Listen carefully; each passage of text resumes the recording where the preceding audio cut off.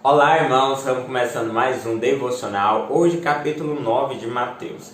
Um capítulo repleto de milagres, de curas, de maravilhas, de sinais do Senhor no seu tempo de ministério aqui na terra. Eu creio que o Senhor nos deu esse capítulo colocando vários milagres para exercermos algo precioso, a fé. Se você olhar todo o capítulo 9, é isso que a mensagem por trás dele nos mostra. Por quê? Porque começa primeiro então com a cura de um paralítico em Cafarnaum. Então leva o paralítico para o Senhor e o Senhor Jesus vira para ele e fala: seus pecados estão perdoados, levante-te e anda, toma teu leito e anda. Porém, era necessário o aleijado ter fé na palavra de Jesus, crer que realmente os pecados estavam perdoados, crer que ele estava curado para levantar e andar. É tanto que até os escribas ali, os fariseus, as pessoas ali por redor questionavam quem é Jesus, quem é ele, para poder dizer que o pecado de alguém já está perdoado. Jesus pega e responde: qual é mais fácil, dizer seus pecados estão perdoados ou levanta-te e anda? O Senhor então pegou e falou para o paralítico levantar e andar. E era necessário o paralítico exercer fé naquilo que Jesus estava falando para que ele pudesse ser curado. E isso ele tomou. Ele tomou a fé para si e foi curado. O outro exemplo está logo a seguir, que é o pedido de um chefe. Versículo 18 diz: enquanto essas coisas lhe dizia, eis que um chefe, aproximando-o, adorou e disse: minha filha faleceu agora mesmo, mas vem, impõe a mão sobre ela e viverá.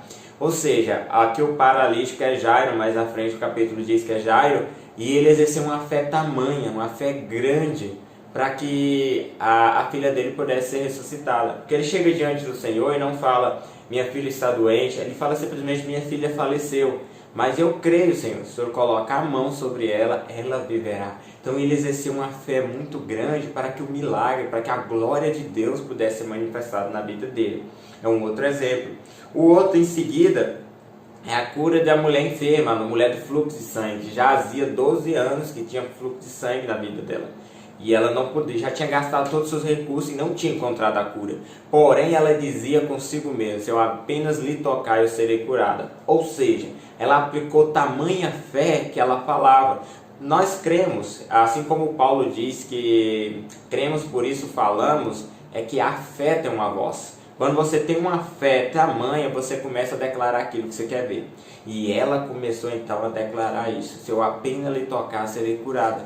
E a fé dela foi de tal maneira que ela recebeu então a cura e se tornou ali uma mulher curada, uma mulher sã. E o quarto e último exemplo de fé aplicada aqui é a cura de 2 cegos. Sabe, tem 2 cegos que procuram o Senhor e começam a clamar para Ele: tem compaixão de nós, filhos de Davi. Ou seja, eles tinham tanta fé que o Senhor poderia os curar, que eles começaram a gritar: tenha fé de nós, filhos de Davi. Tenha compaixão de nós, filhos de Davi. Tenha compaixão de nós. Sabe, por que o Senhor colocou isso tudo aqui em Mateus 9? Porque a própria palavra diz lá em Hebreus 11 que sem fé é impossível agradar a Deus. Às vezes eu e você estão à espera de um milagre. Estão aí procurando, seja um milagre da multiplicação na célula, um milagre financeiro, um milagre no relacionamento, e não sabe de onde vai vir, como proceder. Meu irmão, o que o Senhor nos fala aqui é que nós precisamos ter fé, só nos posicionar. A mulher do fluxo de sangue já tinha torrado tudo que tinha há 12 anos e não tinha sido curada. Mas ela aplicou a fé dela, de tal maneira que a fé dela tinha uma voz: se eu apenas lhe tocar, eu serei curada. E isso aconteceu. Não foi diferente com os 2 cegos que gritavam: filho de Davi, tem compaixão de nós. Ou seja, quando nós nos posicionamos dessa maneira, que a nossa fé tem uma voz, quando nós cremos na obra de Cristo, na obra consumada, e que tudo vai cooperar para o nosso bem, que tudo vai agir ao nosso favor, todas as coisas cooperam para conosco, que o Senhor vai intervir na nossa situação, nós aplicamos uma fé e começamos a andar à medida dessa fé. E é essa mensagem de Mateus 9, que eu e você venhamos aplicar a nossa fé naquilo que o Senhor quer fazer na nossa vida. Sabe, nós somos filhos amados, somos filhos favorecidos, somos filhos abençoados, a favor de Deus sobre a minha vida, a favor de Deus sobre a sua vida, sobre a nossa casa. E o que eu e você temos que fazer? Apenas aplicar a fé na obra consumada da cruz, no autor e consumador da nossa fé, que é o Senhor Jesus Cristo. Então, quando nós aplicamos essa fé, nós experimentamos esses milagres, assim como esse pessoal aqui do capítulo 9 de Mateus. Mas o capítulo 9 encerra com a outra mensagem, que está lá nos versículos 37 e 38. E então se dirigia a seus discípulos: a seara, na verdade, é grande, mas os trabalhadores são poucos. Rogai, pois, ao Senhor da seara que mande trabalhadores para a sua seara. Ou seja, aqui, versículos anteriores, fala que o Senhor, vendo aquele povo desesperado, precisando de cura, precisando de milagre, um povo sedento pela glória de Deus, ele falou que o povo era como ovelha sem pastor. Isso condoeu muito o coração do Senhor. E ele pega e vira para os seus discípulos e fala: olha, a seara é grande, mas os trabalhadores são poucos. Vamos pedir para o dono da seara para que mande os trabalhadores. O que isso que o Senhor quis dizer? É que Ele quer operar maravilhas em nosso meio.